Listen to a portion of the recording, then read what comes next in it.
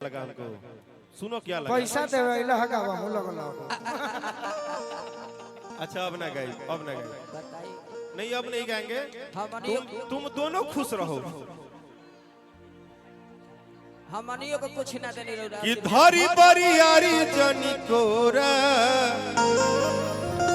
हर किया बही तो छोट बाटी कोड़ा ले जाई जने कोरा। तू ना चाहिए लफुआ हमें। नहीं नहीं मैं लफुआ हूँ, सुनिए और सुन तो लीजिए। पुराना गीत तो हीरोइन बनने लायक है। सहारा के हीरोइन लोग बना देवे। हे प्रभु जी यह लड़की के हीरोइन बना दो, केहू ना केहू बनाई। हमारा औकात नहीं है, हम मंच पर मिल सकत नहीं। जखमी जी के हवाले करी बाकी भाव देबू तो हां दी रौरे हीरोइन भाव कैसे देवे के हीरोइन बन के होने देखो। आंख बंद कर लो। रोआ गनगनाई पिया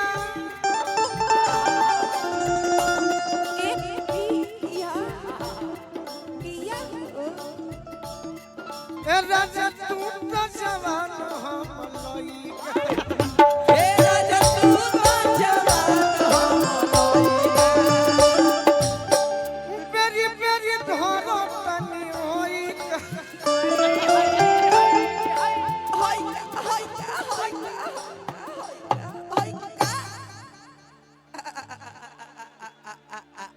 अरे अच्छी बात है, तुम दोनों को माइक मिला है। जीवन में कुछ भी हो जाएगा, हम अपने संगीत में अपने शब्दों से कभी कॉम्प्रोमाइज नहीं किए। मैं जीवन में ऐसा गीत कभी नहीं गाया हूं कि लोगों को हमारे ऊपर अनशन लगाना पड़े और कहना पड़े कि राकेश मिश्रा मजा नहीं आया। मैंने क्या कहा था? धारे को तो बोल ही नहीं सकते हैं, शब्दों की फेर है। सही कि बेरी बेरी छुआ तनी हई का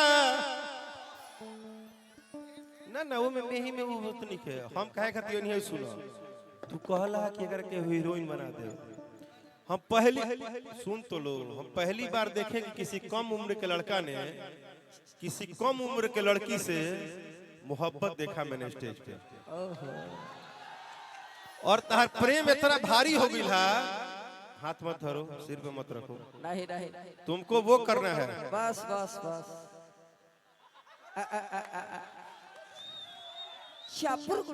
नो नो ऐसे से मत करो। बाबूजी के तिलक ना मिली डिंग डिंग। ये तिलक लायक है नहीं खे। तुम खिसियाया है कि लग रहा है कि मैंने कितना अच्छा लाइन गा रहे थे, बहुत अच्छा गा रहे थे। और हम एक लाइन गाए, तुम भी गाते हो। मैं 10-12 साल पहले एक गाना गाया था, 12-13 साल पहले। देखा हमारे देख ला भाई, हम कहा वाली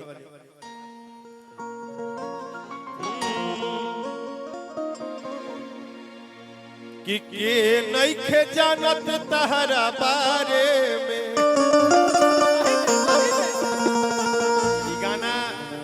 कैसेट के नाम रहे, कैसेट रहे उघरी यूट्यूब ना रहे। हमरा कैसेट के नाम रहे फेरा में रहली। वही में 2 गाना हिट भई रहे। एगो गाना हिट भई रहे कि ले आइला गावना या बही छोट बा खेला बना राजा लइका बनी। जतने राजा जवान उतने मेहरारू लइका। पहली बार ना हम तुम पे प्रसन्न हुए। क्यों? जब तुम बोले कि हीरोइन इसको कोई बना दे, तो हम बोले कि जल्दी खड़ा होकर कहना चाहिए कि बना दिया जाएगा। सुनो बीच में क्या डिस्टर्ब करते हो, हटो। सुनो, मेरे छोटे भाई का मन है ना कि कोई हीरोइन बना दे। जाओ, तुमको प्रॉमिस करते हैं कि एक एल्बम का गाना अपने साथ इसको हम शूट करें। सही बात, सही बात। ना गोड़ मत धरो, हम तारा के मन ले बानी ही नहीं कर। हाँ। इनका चलते देता नहीं, क्योंकि ये ना जानते हो ये क्या है, ये हृदय का टुकड़ा है। सही बात। ये बहुत बार हमसे गुस्सा हुआ है, लेकिन सच बात है कि हम इसकी कलाकारी में बहुत प्रभावित रहते हैं। और है कहाँ से? जियारा जिला का है, अपने जिला का है, अपना बच्चा है, अपना भाई है, अपना घरे के हम। कि नहीं खे जानत तहरा बारे में, अमाई बने वाला रहू तू कुमार।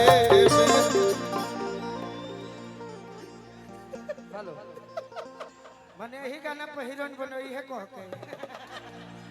अरे सुन तो लो, भाव क्या था? भाव ये था हाँ जी कि आप नहीं थी, कोई और था।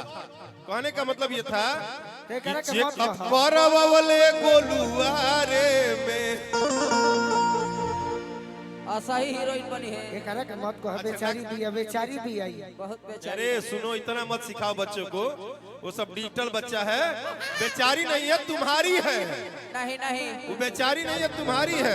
इनका ये मत, ए, चुप रहो। छोटे बच्चे चुप रहो, मारेंगे किटिस किटिस मारेंगे।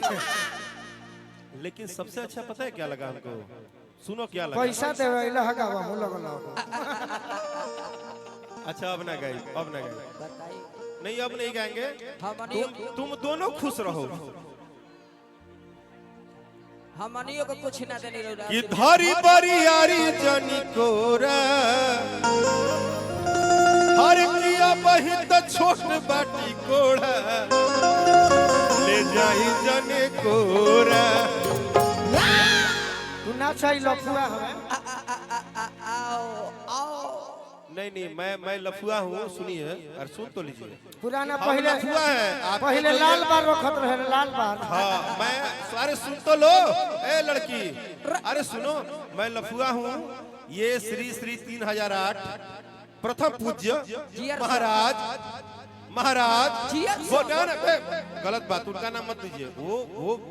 वो शक्ति है गोलुआ नंद जी महाराज सकीर्तन सारी नित्य यज्ञाओं के साहित्यकार, पूरे मंच के अधिकार और सब निर्दंगना तहर बहिन होई छ। हमरो हमरो हमरो देखो लोग का करब, लोग हम बैठा तनी हो। ना अच्छी बात क्या है कि आपकी और आपकी गोलू और इनकी जोड़ी आप लोग ने पसंद किया है ना, अच्छा लगा है। तुम सच में बहुत अच्छे हो, इनके साथ अच्छे दिख रहे हो।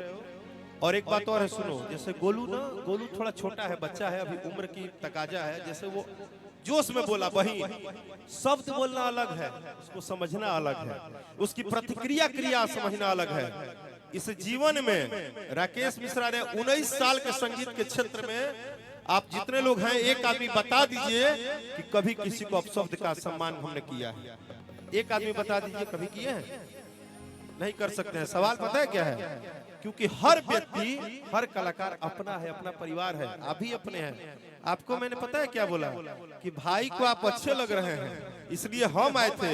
हमको क्या पता था कि आपके प्रेम के चक्कर में हमको गलत सुनना पड़ेगा।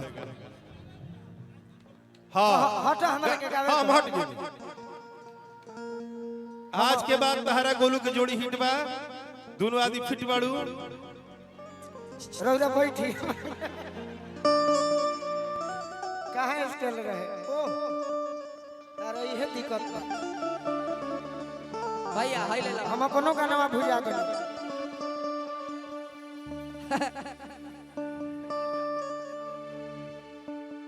राजा जी के चलो ये गाना गा के खत्म कर जाओ। अरे कृपा जावा ले ले मोजनिया हो रे डोलिया ले ले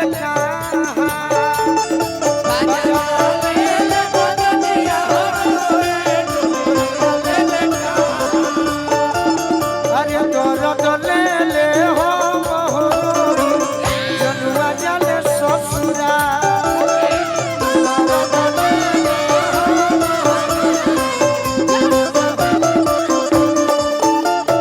बजर करे जरा फट फट जाए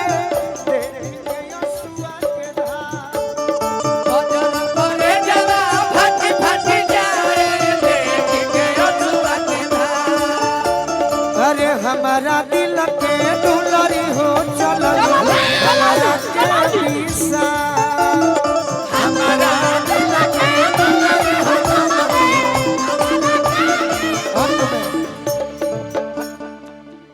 जाए तो जब भैया हमार वादा कइले बड़े करिश्मा जी, हाँ जी जब भैया हमार वादा कइले बड़े ती माने के बाद हम मानक भी बानी कि भैया हमार सीनियर बाड़ो। हमार तो एल्बम उतना बाना जितना बा, ये बा थोड़ा मोड़ा लिपा पोती।